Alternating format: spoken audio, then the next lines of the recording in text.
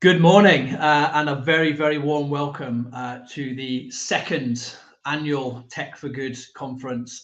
Delighted to be broadcasting live from Edinburgh, just off Princes Street at the Waverley Gate in the Foreign offices. Live in Edinburgh, but broadcasting to the world. So welcome. Thank you for joining. My name is Johnston, as you can see on the screen. I am going to be your host or MC for the day, and we'll be popping up periodically to make sure that you know what's happening, what events are going on the platform, and to guide you through the fantastic set of sessions that we have across the day today. So what is today all about? And I think that's probably something that you will have, something sparked your interest to come and join us today. Not many conferences that you will attend, either in person or virtually, could honestly and genuinely claim that people's lives will change as a result of a conference. Well, I can absolutely confirm that people's lives will change as a result of this conference. And so many people's lives have changed and already changing as a result of the incredible Tech for Good movement that's happening across the world. Across the world today, and for many years, incredible things have been happening in the Tech for Good space. And never has there been so much activity happening, but never has there been such a need for the Tech for Good movement to really be gathering momentum. Businesses, third sector organizations all need the great movement and momentum that's carrying behind the Tech for Good movement. So let's just take the third sector, for example, facing unprecedented pressures as a result of the pandemic that we've all been through over the last couple of years, but now the tightening of the belts as a result of the cost of living crisis. For businesses facing into the great resignation that is mooted to be happening at the moment, there's reports that say that 38% of people are considering a change of career. People are becoming bored with the normal way of work. So these are all pressures that people are facing into right now, third sector organizations and businesses. And you hear a lot about the future of work. And that future of work phrase tends to mean hybrid working. And hybrid working tends to mean maybe a couple of days at home, a few days in the office. But is that enough? Is that enough? It's helpful, but is it enough to make significant change in the way that we work? But there is hope, and the hope comes from Tech for Good. And today we're going to explore the Tech for Good movement, the celebration of some of the activity that's going on in this space. And there is a lot of activity happening in this space. We're going to hear from some of the leaders and pioneers in the Tech for Good movement. And we're going to hear from Inspiring Scotland today. And we're also going to hear from some of our large corporate partners that have been involved hugely in the Tech for Good movement globally. We're going to hear from IBM, Microsoft, Salesforce, and JP Morgan throughout the day in the Tech for Good Titans panel. And actually, let's have a quick look at some videos that start to bring to life what is happening within each of these businesses with regards to Tech for Good.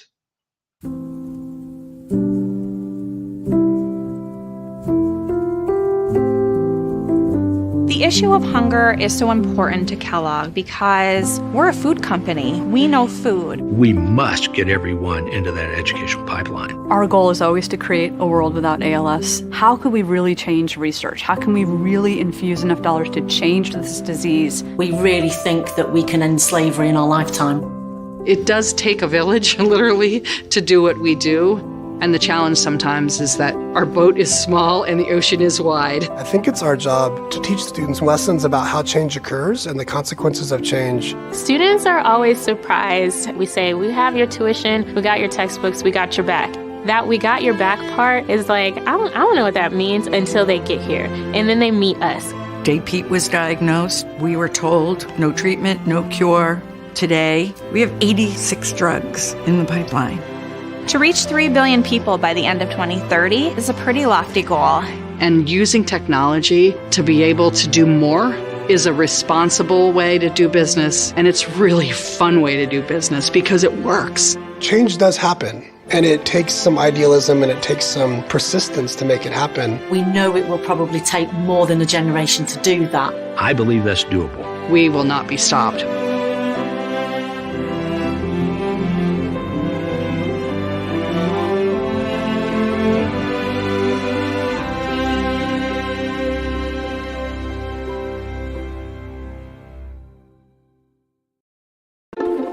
In a world that moves so fast, I know how it feels to be left behind.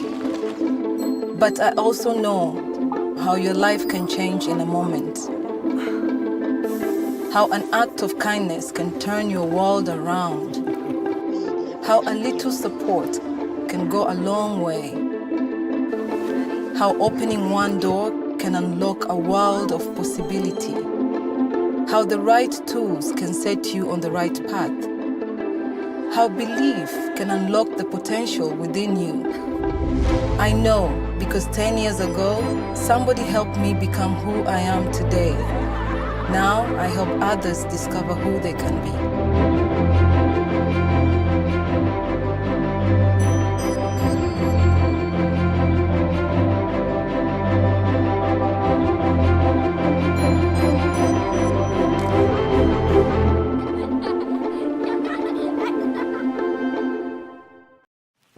At IBM, we've learned a lot in 109 years.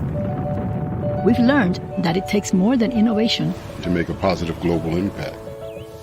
It takes stewardship. It takes good tech.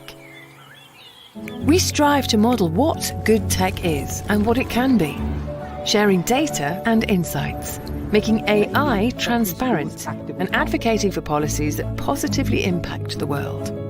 It's one of the reasons why we launched the IBM Policy Lab and why the Ethisphere Institute named IBM as one of the world's most ethical companies in 2019. Because good tech means responsibility. In 2019, we were recognized as one of the best places to work because good tech is inclusive. It's standing together to fight discrimination in all its forms and wherever it exists.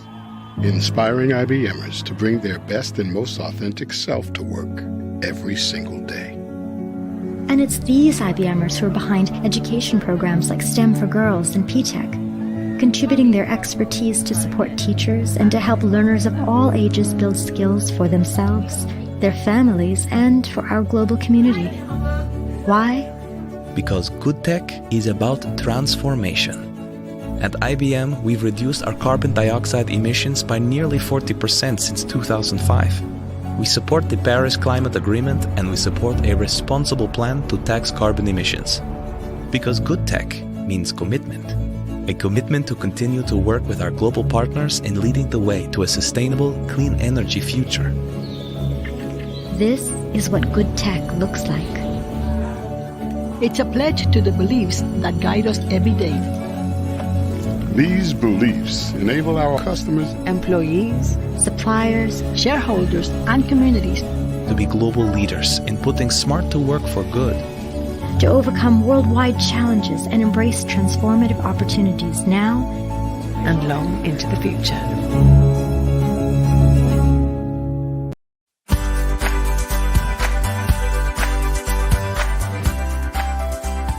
The origin of Tech for Social Good started when I was working in the social good sector at an organization that provided tech assistance to other nonprofits. One of our biggest customers early on was JP Morgan. And at JP Morgan, I was able to get them deeper and deeper involved, and then suddenly said, what if I did this from the other side? We came in, and 10 years ago, we really started changing the way we talk about how can you engage your employees in social good in meaningful ways that's really not just window dressing, but that's really making impact across organizations and their ability to serve their constituents. In terms of the ethos of Tech for Social Good, I feel, and many of my colleagues feel, that we have an obligation in the corporate world to help the social sector leverage technology in the way that the corporate world can. Increasingly, it's important that the social sector gains the support from the commercial world, not from a financial perspective, because of the skills gap. We are leveraging technology more and more in the corporate world. It's really important that we make sure the social organisations can continue to benefit from that as well. So the process of choosing the social good organizations that we work with has truly evolved over time. When we first started 10 years ago, we were begging a little bit. We have flipped that over the last many years to really being like, we have the opportunity to be a lot more thoughtful and be able to filter organizations that are really going to benefit the best from our services. So one organization we worked with was an organization based in the UK that focuses on disaster relief. And when there's a natural disaster, they send volunteers and folks on the ground to help them distribute supplies and really help the area that's affected. They really need technology to do so. One of the big challenges in that scenario is there may not be cell phone connectivity. So we work with that organization to set up tools that they can use from their phones to help prioritize need, to help understand what inventory is available and distribute items on the ground to support people in those areas.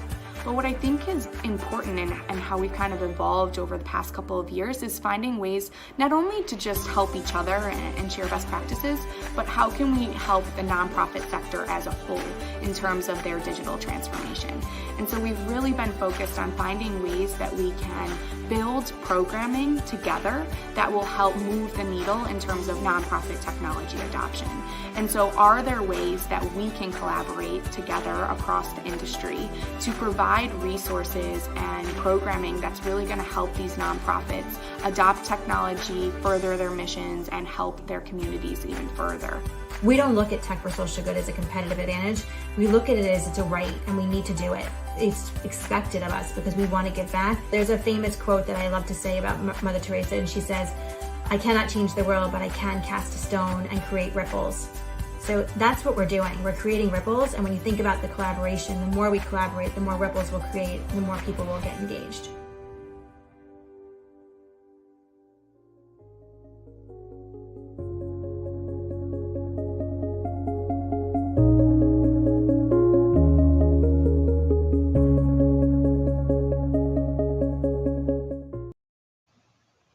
So hopefully you've been inspired by watching those videos, and lucky you're going to be able to hear from each of those organizations today on the Tech for Good Titans panel later on. And actually our day is going to finish with a keynote presentation from Ali Morano, who you saw there as part of the JP Morgan video. So some fantastic sessions today to really bring to life what you've just seen and heard from those businesses that are really a force for good in the Tech for Good movement across the world. So today we're going to be hearing from those organizations. We're going to have a whole huge set of conversations happening. We're going to cover lots of different topics, and I'm going to refer to my notes to really bring to life the topics that we're going to cover across today. So some of the discussions we're going to be having around the role of tech in civil society, skilled volunteering, collaboration across sectors, doing good while getting good.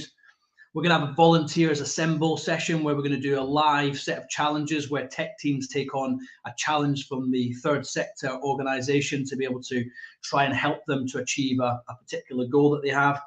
And then, as I mentioned earlier, the fabulous keynote that we're going to have towards the end of the day. But we're also going to be looking back and celebrating some of the great successes that we've seen through the Scottish Tech Army and Tech for Good collectively across the world. But we're going to be looking forward as well. And we're going to be looking forward about what the future looks like for Tech for Good in a minute. And I'm going to introduce you to the co-founder and CEO of the Scottish Tech Army, Alistair Forbes, in just a couple of minutes, who's going to be opening the session with his welcome address. But let me just talk about some mechanics for today, because today is about driving change. You heard from that video about creating ripples, and that can only happen if you who are watching this either live or on record, because all these sessions can be watched back, by the way, really take action as a result of seeing this. This is about, if you hear something that inspires you, please share it on your social platforms. Be the first mover in your business if there isn't someone already making that move. And if there is somebody, then be the follower. Let's really collectively create momentum behind this great movement that is a force for good in the world of tech that we are all happy and privileged to be part of and involved in. There's going to be some call to actions today. Some of the things you're going to hear starting very shortly, I think will excite you and make you really want to get involved and drive change. So when these calls to action happen, I'm going to really encourage you to register your interest, to get involved, to tweet about it, to share it on your social platforms. And I will be calling out updates in terms of what I see and what I hear on our social feed. So you can see up in the top corner here the hashtag that you can be tweeting with, which is hashtag TFGScott. And there'll also be a couple of other hashtags and handles that will come out shortly throughout the day. So please get involved, please share, please like. And I am now absolutely delighted. I talked earlier about first movers and followers. I'm delighted to introduce today on a new stream. So you'll go on to a new stream in a second, and I'll give you some instructions for there. But I'm going to introduce the co-founding director and CEO of Scottish Tech Army, Alistair Forbes, who's going to talk about, he's going to give us his welcome address to the whole day today, and talk about some of the reflections on the progress that's been made, and also a vision for the future. So please make your way over to the welcome address on the program. You click a link in the schedule that will take you directly to that session. So we'll look forward to hearing directly from Alistair Forbes on that session right now. See you later.